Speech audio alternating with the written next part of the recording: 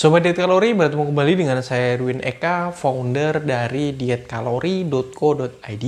Di video kali ini saya akan membahas tentang ada 3 hal ya yang paling penting berkaitan dengan penurunan berat badan ya, menjaga tubuh tetap ideal, menjaga supaya tidak kelebihan berat badan apalagi obesitas. 3 hal tersebut, yang pertama tentu saja berkaitan dengan makanan ya. Jadi kita harus menjaga asupan makanan, terutama jumlah kalorinya. Kita makan sesuai dengan kebutuhan ya. Jadi tidak hanya asal enak, asal kenyang, asal nikmat dan sebagainya. Terus kemudian yang kedua, aktivitas fisik ini akan sangat membantu ya, olahraga ya, berenang, apapun itu, olahraga kardio, mau angkat beban ke gym, apapun itu, angkat berat, terserah mau memilih kardio atau memilih untuk lifting ya, mengangkat beban, mau pakai mesin, mau pakai bebas ya, mau pakai dumbbell, apapun itu, mau berolahraga bersama teman, olahraga permainan dan sebagainya, atau kardio, lari pagi, jogging, maraton dan sebagainya, terserah. Yang penting aktivitas fisik ini sangat penting. Dan yang terakhir yaitu pola tidur ya, jam tidur harus tercukupi ya setiap harinya, minimal 6 jam ya, minimal ya, tapi idealnya antara 6 sampai dengan 8 jam itu harus tercukupi setiap hari ya. Diusahakan untuk tidak begadang, untuk tidak berada dalam kondisi yang kurang tidur ya, karena hal itu sangat penting. Nah, video ini akan spesifik terhadap poin yang ketiga, yaitu tidur. Manfaat tidur untuk berkaitan dengan penurunan berat badan ini akan kita bahas di sepanjang durasi video ini. Jadi kalian simak sampai dengan selesai ya, karena saya akan membahas dan akan memotivasi kalian untuk lebih bisa tidur tepat waktu dan ya, mengoptimalkan waktu istirahat yang kalian miliki untuk benar-benar tidur, terutama di malam hari begitu ya. Jadi manfaat tidur ya berkaitan dengan penurunan berat badan.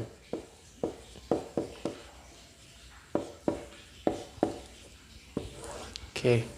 Jadi ada beberapa poin yang perlu kalian perhatikan berkaitan tidur ini, betapa pentingnya tidur yang tercukupi. Sekali lagi, tidur nggak hanya asal tidur yang 1-2 jam gitu, tapi tidur yang benar-benar sempurna, tidur yang benar-benar lelap dan secara kualitas ya, kalian memang benar-benar nyenyak, dan juga kuantitasnya juga dijaga setiap malamnya.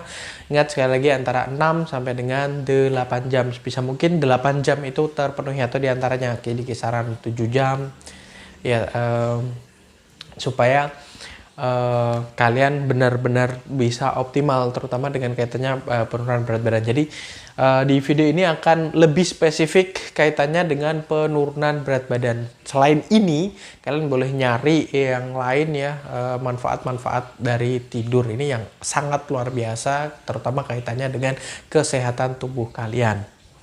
Oke, yang pertama ya, untuk menurunkan berat badan, tidur jelas ketika kita memiliki durasi tidur yang panjang ya, kita akan lelap, dan di situ kita akan cenderung mengurangi ya jumlah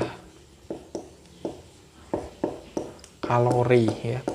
Kalori ini berasal dari makanan dan minuman yang kita minum. Bayangkan kalau kita tidur 8 jam tidur awal gitu ya, bangun pagi gitu, dibandingkan dengan seseorang yang tidurnya cuma 4 jam begitu, mana yang akan jauh lebih bisa memasukkan jumlah kalori di dalam tubuh dia? Tentu saja orang yang tidurnya kurang, tidur 4 jam misalnya, paginya pasti akan mencari kopi, nyari camilan biar nggak ngantuk, nyari permen kopi, apalagi pokoknya banyak sekali ya minuman atau makanan yang dicari untuk tidak ngantuk. Atau malamnya juga seperti itu sebelum tidur, karena dia punya durasi waktu tidur atau beristirahat yang lebih sedikit, otomatis dia lapar, dia nyari makanan, dia nyari camilan, dia bikin minuman, nyari-nyari restoran yang buka 24 jam dan sebagainya, temen lembur dan seterusnya yang berupa makanan gitu.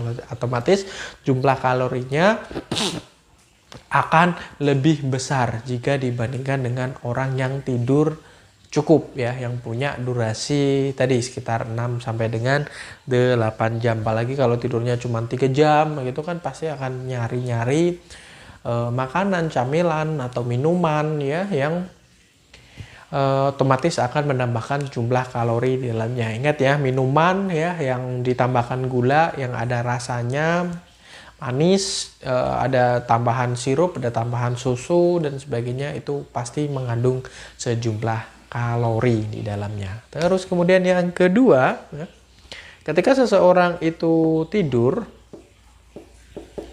maka secara otomatis tidur yang cukup itu sangat erat kaitannya dengan stres ya.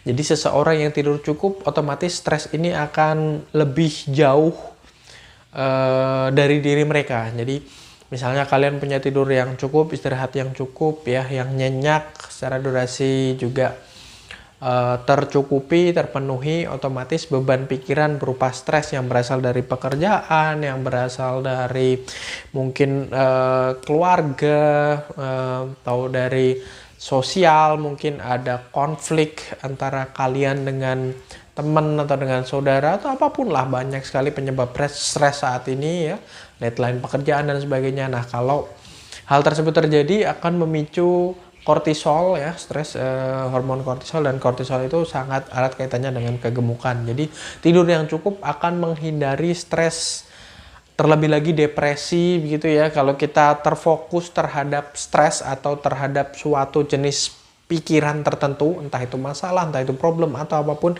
kita fokus di pikiran itu saja, otomatis makanan yang kita makan, minuman yang kita minum itu tidak kita cermati dan ya asal aja gitu, gampang terasa lapar, jadi lari ke makanan-makanan untuk bisa membuat diri dia lebih happy dan sebagainya.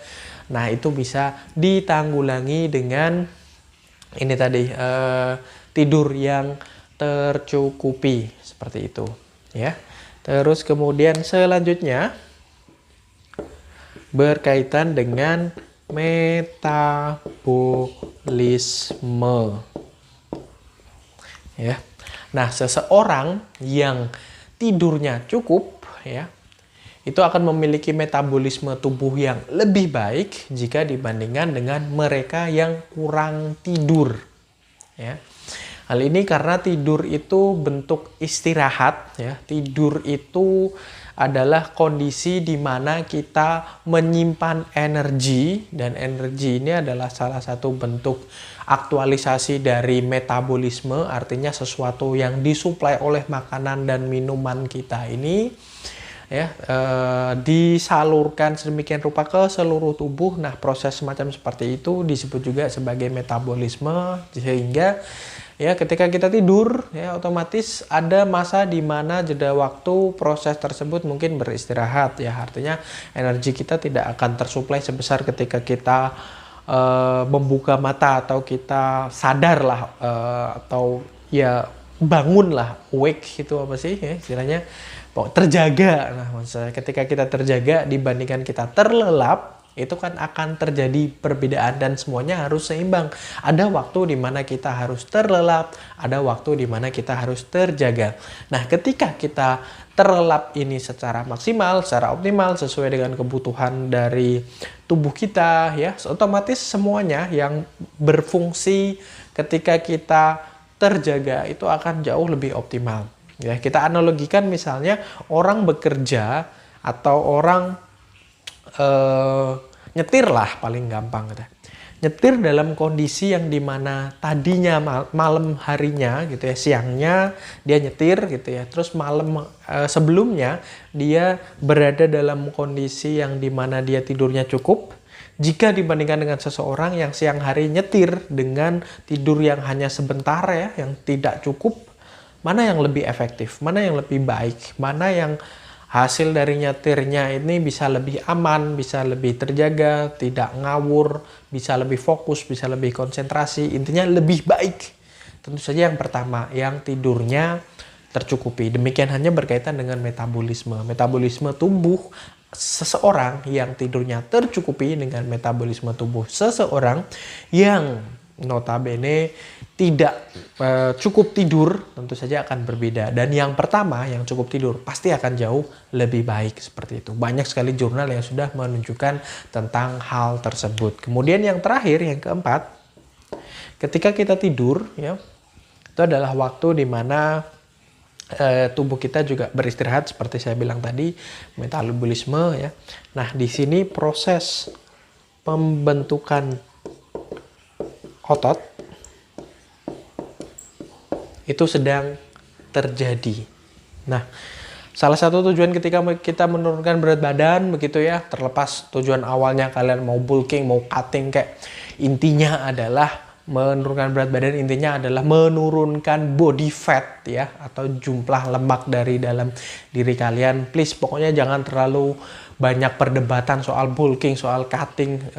Saya nggak suka semacam seperti itu karena terlalu membuat ini tuh jadi ribet, jadi riweh. Lakukan saja, nanti seiring berjalannya waktu kalian pilih mana yang terbaik untuk diri kalian. Setiap orang punya parameter yang berbeda-beda, punya motivasi yang berbeda-beda, jadi pilihlah sesuai dengan keinginan kalian. Namun ya, intinya ketika kita ingin merubah pola hidup kita, menurunkan berat badan, baik itu mengganti atau merubah lemak yang ada dalam tubuh kita menjadi otot, atau menghilangkan totally benar-benar fat ya, atau lemak yang ada dalam tubuh kita supaya lebih langsing, supaya lebih ideal. Nah, proses itu terjadi juga, dan benar-benar terjadi, benar-benar optimal, benar-benar maksimal. Jadwalnya itu adalah di malam hari ketika kita sedang tertidur. Ada hormon growth, ada HGH, ada banyak sekali ya proses di mana kita mengubah atau mengkonversi